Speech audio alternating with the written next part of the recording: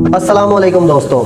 आसमान की नीली चादर, दर्जनों रंगों से चमकता सूरज, बहती नहरें, नीला समंदर और सरसब्जो शादाब खेत, यही तो है हमारा प्लेनेट अर्थ। क्या आपने कभी सोचा कि ये खूबसूरती कब तक रहेगी? क्या आप जानते हैं कि इस कुदरती हुस्न के अंदर एक खामोश तूफान उठ रहा है, और वो तूफान है क्लाइमेट चेंज का, यानी कि मौसमियाती तब्दीली का, जो कि आहिस्ता आहिस्ता अपना रंग दिखाना शुरू कर चुका है।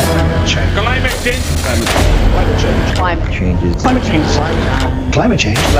Every year, governments spend hundreds of billions of public funds on fossil fuel subsidies. दोस्तों, क्लाइमेट चेंज की बेटर अंडरस्टैंडिंग के लिए हमें हिस्ट्री में थोड़ा पीछे जाना पड़ेगा। दोस्तों, साइंटिस्ट के मुताबिक जमीन 4.6 अरब साल पहले वजूद में आई। उस वक्त जमीन का दर्जा हरारत बहुत ही ज्यादा था। जमीन में लावा खोलता था और माहौल में जहरीली गैसों का राज था। उसके बाद जमीन लाखों साल बर्फ की चादर में लिपटी रही। अचानक से जमीन का दर्जा हरारत गिर गया। जहां पर आग का राज था, वहां अब बर्फ की हुक्मरानी थी। आइस एज के दौर के बाद जमीन का टेम्परेचर इंक्रीज करना शुरू किया। पौधों और हैवानों ने जमीन पर अपनी जगह बनानी शुरू कर दी और माहौल भी तवाजुन में आ गया। इस तवाजुन को 18वीं सदी के आखिर में इंसान ने चैलेंज करना शुरू कर दिया। 1750s में इंडस्ट्रियल रेवोल्यूशन के बाद जब इंसान ने कोयला, पेट्रोल और नेचुरल गैस का इस्तेमाल करना शुरू किया, उसके बाद माहौल में CO2 का लेवल अचानक से ज्यादा हो गया। अनदर CO2 स्पाइक लेवल हमें देखने को मिला जब वर्ल्ड वार 2 के बाद इंसान ने डीजल और पेट्रोल से चलने वाली गाड़ियों का इस्तेमाल करना शुरू किया।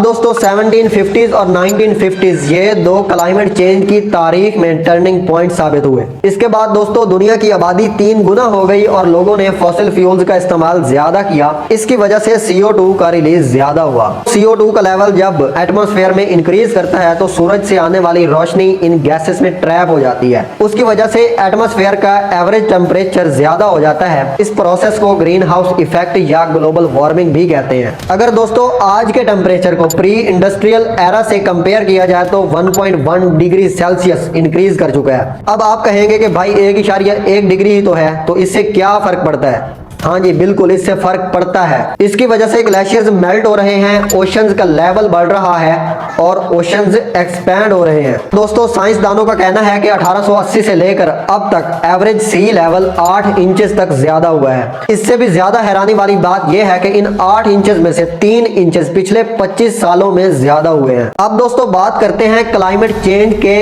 इम्पैक्ट्स की।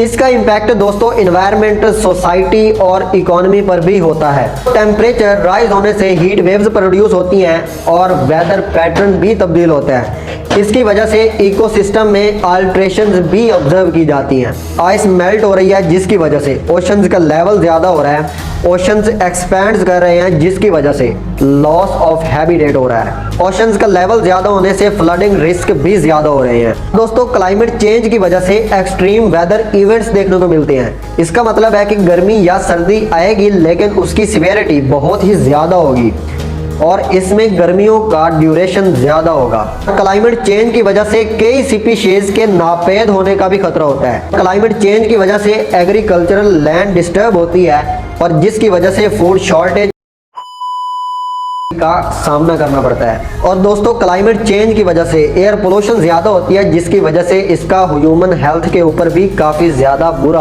असर पड़ता है। क्लाइमेट चेंज की वजह से इंसानों को मेंटल हेल्थ इश्यूज भी हो सकते हैं। क्लाइमेट चेंज का दोस्तों इकोनॉमी के ऊपर भी काफी ज्यादा बुरा असर पड़ता है। जैसा कि मैंने बताया कि इसका असर एग्रीकल्चर के ऊपर भी पड़ता है। इसका असर टूरिज्म पर भी होता है और इसकी वजह से इंडस्ट्रीज भी डिफॉल्ट कर जाती हैं। अगर दोस्तों क्लाइमेट चेंज के हल की बात की जाए तो इसमें हमें फॉसिल फ्यूल्स को रिन्यूएबल एनर्जी सोर्सेज से रिप्लेस करना पड़ेगा, जैसा कि solar, wind, hydro electric, geothermal energy से।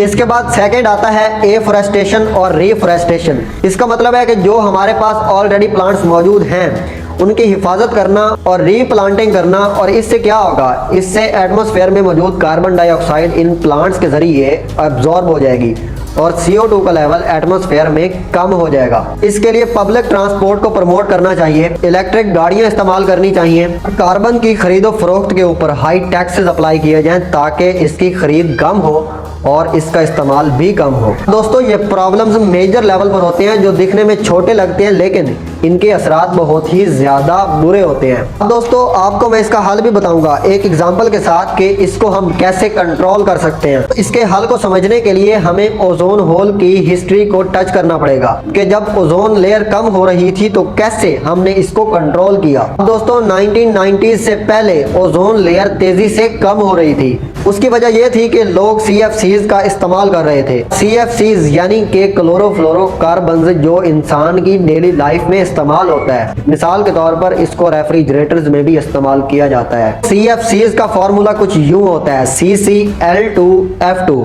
अब दोस्तों जो क्लोरीन का एटम है ये ऊपर जाकर ओजोन लेयर को खत्म करता है, ओजोन मॉलिक्यूल्स को तोड़ता है और एक क्लोरीन का एटम हजारों ओजोन मॉलिक्यूल्स को खत्म कर सकता है। उस वक्त साइंसदानों ने एस्टिमेट लगाया था कि अगर सब कुछ ऐसे ही चलता रहा तो 2099 तक ओजोन लेयर सिर्फ 2 से 4% ही खत्म होगी। ये साइंसदानों की थ्योरेटिकल प्रेडिक्शन थी। इसकी वजह से लोगों ने इसको कुछ ज्यादा सीरियस नहीं लिया। 1982 में जोसेफ फारमैन ने ओजोन लेयर की रीडिंग ली अंटार्कटिका के एक रिसर्च स्टेशन में। उनकी रीडिंग ने बताया कि 1/3 ओजोन खत्म हो चुकी है और वो काफी परेशान हुए। उन्होंने समझा कि हो सकता है कि कोई मेरी मशीन में गड़बड़ है। इसको कंफर्म करने के लिए अगले साल रीडिंग ली, लेकिन फिर वही सेम रीडिंग आई। इसके बाद लोकेशन को चेंज करके रीडिंग ली गई, लेकिन रीडिंग बिल्कुल सेम निकली। जोसेफ फारमैन ने नासा को जाकर ये सब कुछ बताया और फिर नासा के साइंसदानों ने ये जब कंफर्म किया तो पता चला कि ओजोन होल तेजी के साथ ज्यादा हो रहा है। इससे साइंसदानों की प्रेडिक्शन बहुत ही ज्यादा गलत साबित हुई, जो कि उन्होंने कहा था कि 2099 तक